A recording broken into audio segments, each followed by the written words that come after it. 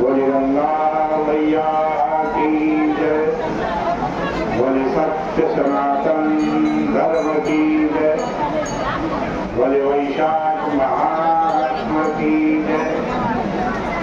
पतित पावनी कलिमल हारिणी मंगलकारिणी मोक्षदायिनी माँ गंगा मैया का ये पवित्रतम तीर्थ हर की पैड़ी ब्रह्मकुंड है।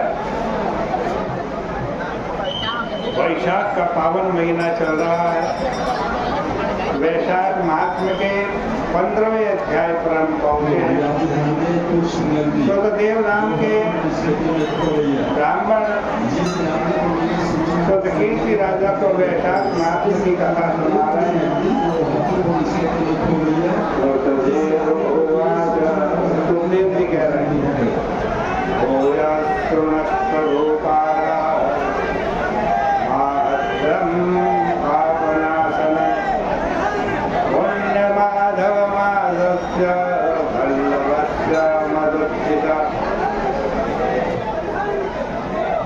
राजन, भगवान विष्णु के परम प्रिय एवं परम पवित्र वैशाख के महात्मा को जो पापों को नाश करने वाला है, मैं पुनः कहता हूँ, आप लोग सुने।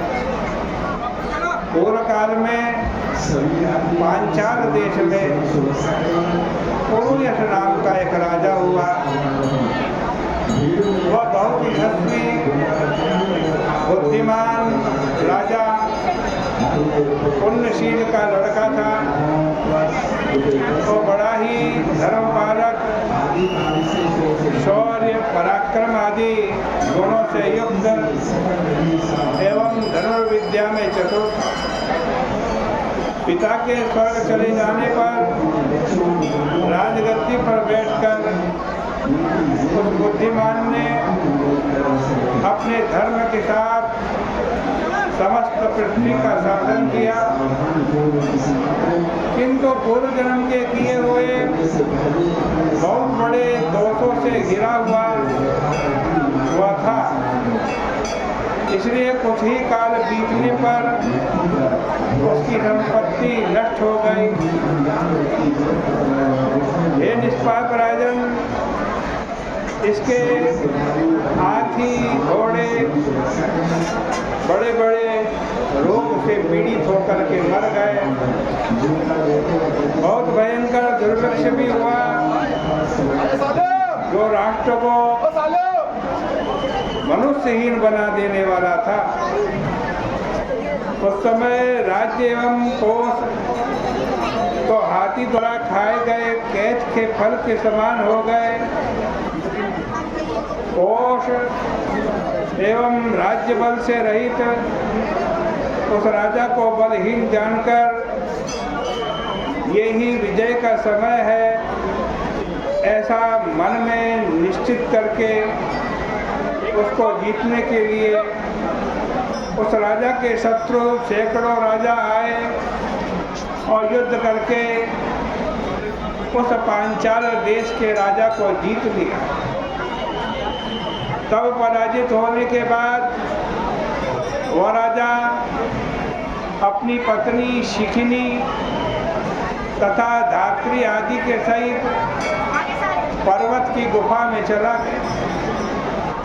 वहाँ का मार्ग दूसरे लोग नहीं जानते थे। अनेक दुखों से व्याकुल होते हुए इस राजा ने संयम नियम पूर्वक महातपस्या करते हुए अपने 53 वर्ष व्यतीत किए।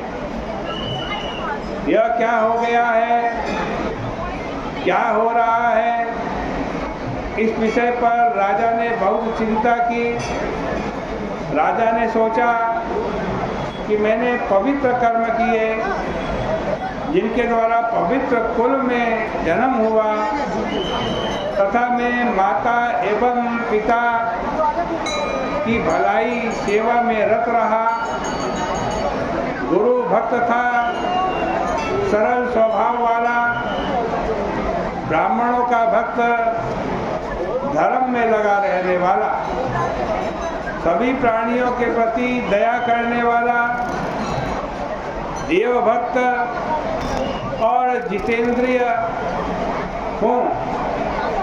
फिर भी क्या कारण है, न मेरा कोई भाई है, न पुत्र है, न कोई मेरा हितचिंतक मित्र है। उच्च कुल में पैदा होने पर भी मेरी दया एवं पौरुष की प्रसिद्धि कहाँ चली गई और किस अशुभ कर्म के कारण बहुत दुख देने वाली यह दरिद्रता मुझको प्राप्त हुई, किस कारण से मेरी पराजय हुई, आज क्यों वन में वास करना मुझे पड़ रहा है। इस प्रकार की चिंता में व्याकुल होकर आज उस खिन्न बुद्धि वाले राजा ने अपने गुरु का स्मरण किया। मुनियों के श्रेष्ठ सर्वज्ञ याज और उपयाज नामक के बुद्धिमान दो महामुनि उस राजा के बुलाने पर आए। पांचाल देश के प्रेमी उस राजा ने अचानक उठकर देखा, भक्ति पूर्वक उनको प्रणाम किया। आज घर छूट जाने के कारण अत्यंत दुखी, राज चिन्ह से रहित तथा जिसके पास पहुंचने का कोई रास्ता तक नहीं जान सकता था, वह राजा महामुनियों के चरणों में गिर गया और क्षण भर के लिए चुपचाप बैठ गया। तब आज उस महामुनि, दोनों महामुनि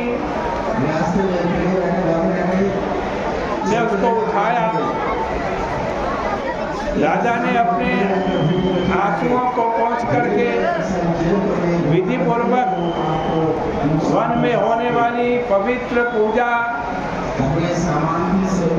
योग्य पदार्थों के द्वारा उन ब्राह्मणों की पूजा की और सिर नीचे झुका करके पूछा, हे ब्राह्मणों, आप लोग ब्रह्मपरायण हैं, मुझ जैसे राजा के दुख का कारण कहो,